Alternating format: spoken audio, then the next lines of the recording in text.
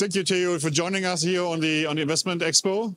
Theo Soeters, you are Managing Director from Edmond to Rothschild. Yeah, you are asset manager in Europe.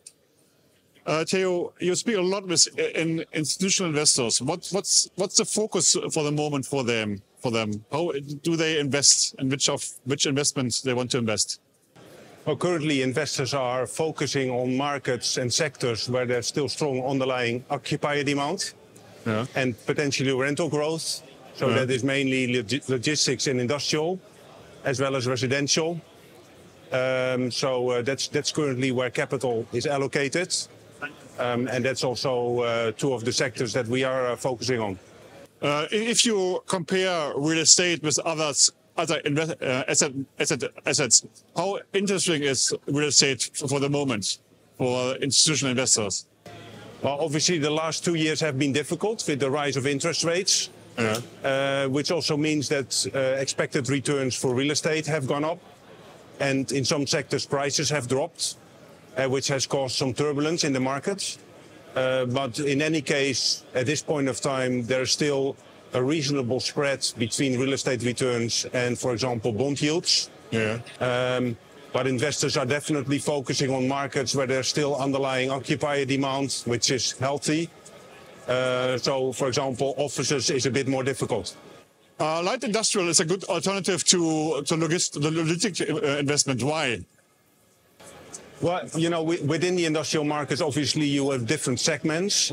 We are more focusing on smaller and medium-sized warehouses closer to cities.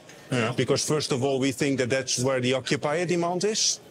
Secondly, because it's less risky, because you can diversify more across different assets.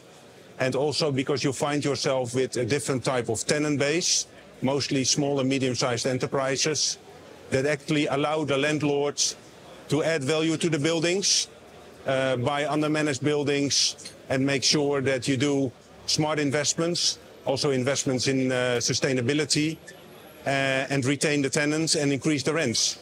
And it's easier for smaller buildings than for the bigger buildings that are leased to, for example, larger companies like DHL or Amazon.com.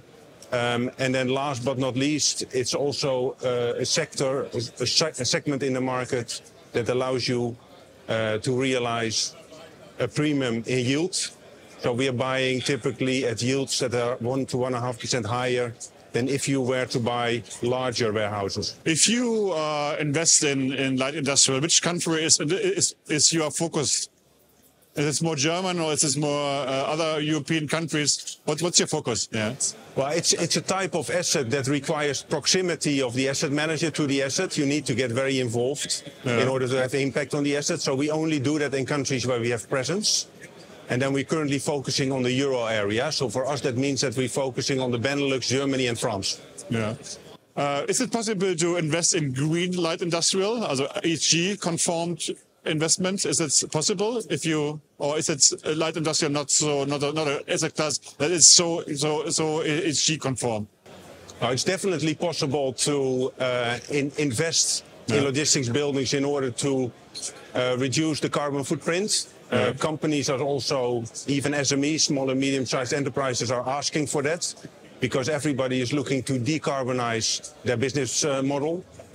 So actually, if you buy those buildings, demands from tenants actually allow you to do profitable investments for the tenant as well as for the landlord.